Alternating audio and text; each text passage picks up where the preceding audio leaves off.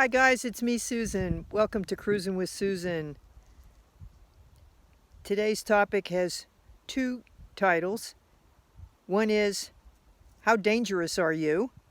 And the other one is, fear is the enemy. And I hope I'll be able to help you see how those are completely intertwined. Okay?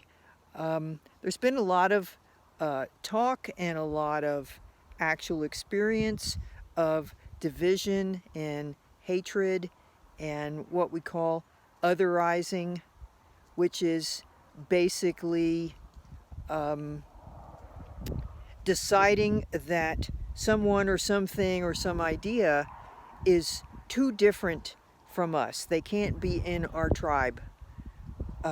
This is derived from early humans when there weren't that many of us around. See, the earliest humans were happy to see other humans because it's like, oh, good, I'm not the only one here. We're not alone.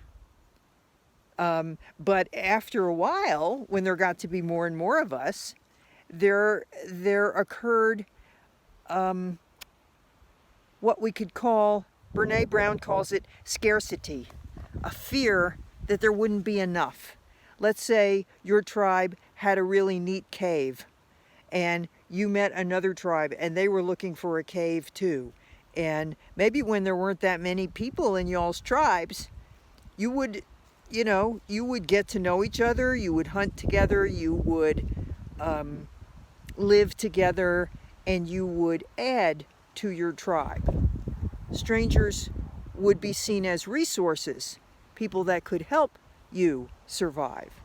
Okay, but it didn't take too long, because humans are, well, don't get me started on humans, what humans are.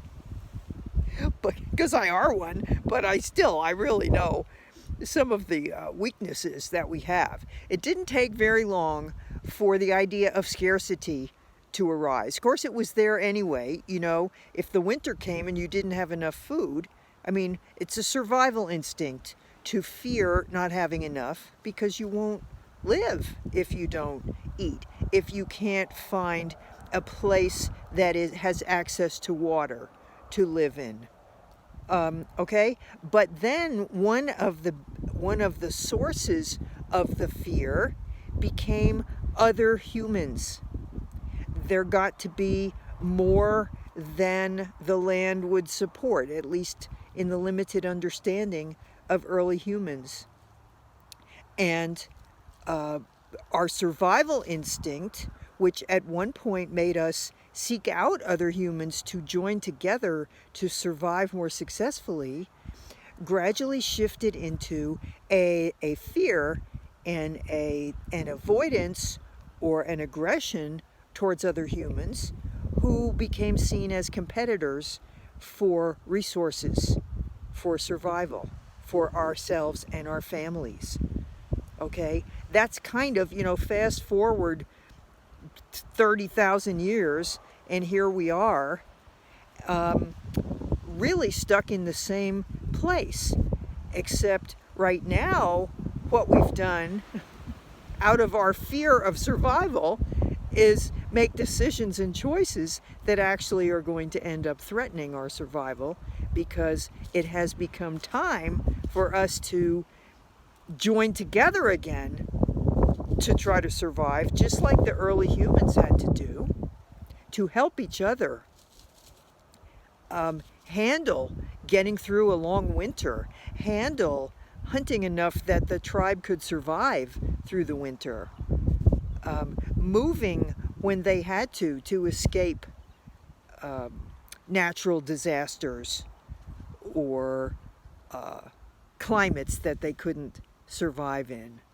Okay, we need each other now, but we are still being dominated by our fears that there's not enough to go around. And in fact, we've set up life on this planet to where for many people there isn't enough, even though there could be. Okay, so this has led to an attempt to, how do we figure out who's who's okay to like and to help and to share with, and who isn't. Okay? That's a it's like, it's not as simple as in the animal kingdom where there are predators and prey and it's just sort of programmed into you, and you don't think about, do I hate that deer? The lion doesn't think, do I hate that deer? Does he agree with me? It's just, that's prey and I'm going after it. Okay? We have a much more complicated situation, but it's still based on a fear of not having enough. So we've identified groups, sadly, on completely random criteria that don't have anything to do with anything except what we're more familiar with. Okay? We're maybe more familiar, or have been, living in a community where everybody looks like us.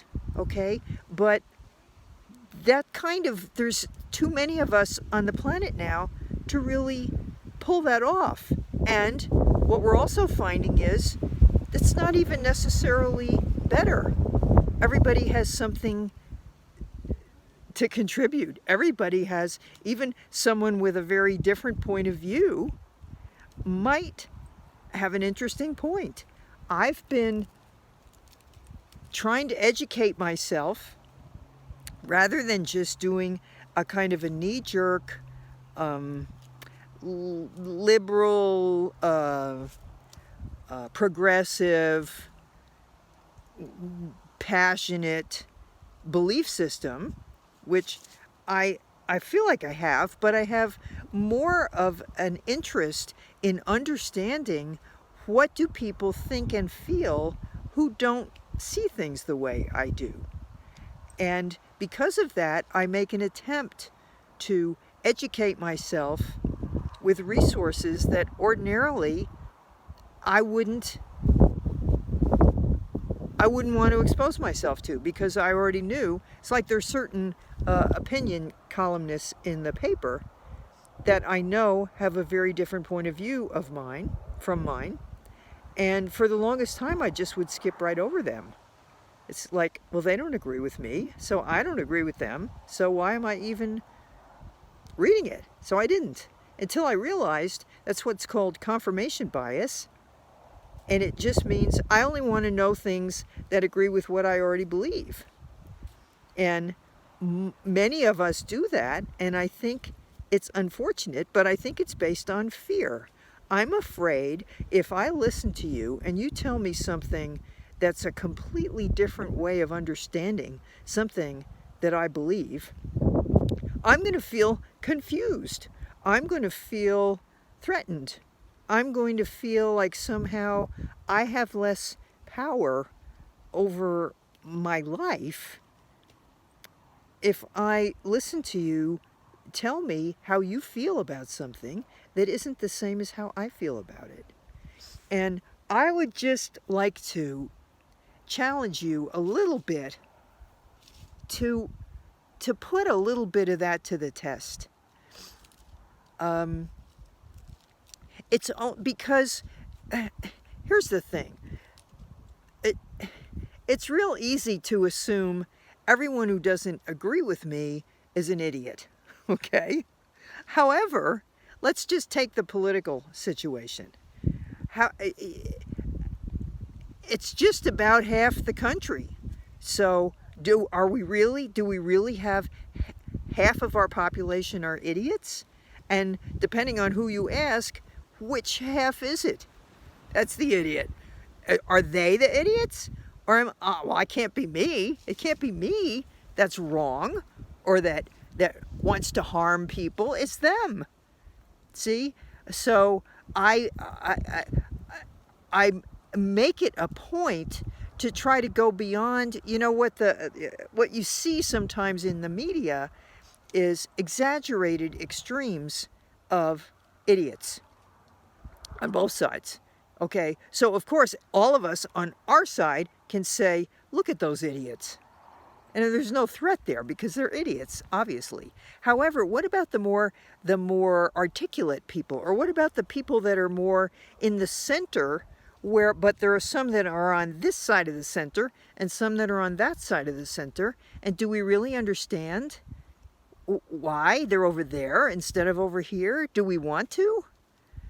You know, I mean, I really hope that if there's some kind of forward progress in the sense of a mandate from the country, from our country, that says we want to heal and by that I mean that we choose as a president someone who's more from the center rather than someone who's more from the edge, that will reflect a readiness on all our parts to say we have to find something better. Hating half of our country is idiotic. Okay, it's idiotic. We've got to do better. We can do better. I think it's totally possible. But to do it, we have to believe that we're not automatically 100% right. No matter how passionately we have beliefs and we feel strongly about them. That's okay. I'm not saying just sit there and say, "Oh, I don't know. I don't know." But just say, "Let me try to understand their feelings." You know, it shouldn't be threatening to actually respectfully listen to someone's point of view that doesn't agree. But they're afraid. They're afraid. And I think we're all more human than otherwise. We have to respect that if we don't try to talk about our fears and listen to each other's fears, we are going to act them out by aggressing, rejecting, hating our fellow humans when we're all on this freaking sinking ship together. We need to pull together to try to make a better future for our kids and our grandkids and hopefully their grandkids, you know? But to do it, you have to be willing to acknowledge the fear that underlies a lot of very strong opinions, especially ones that have to do with hating and rejecting other people, other points of view, without even listening to them. And you may think that that's horrible, and you may decide you hate me, okay? But I'm not saying anything that's going to harm you. But it can feel like that if you decide that it means I think you should give up your principles, I think you should change your mind. I'm not trying to change your mind. I'm trying to suggest that you might open it, however. Okay, enough of that. Shit. I don't even know if I'm going to post this, but if I do, live well, laugh often, love much, and I'll see you next time on Cruisin' with Susan. Bye now.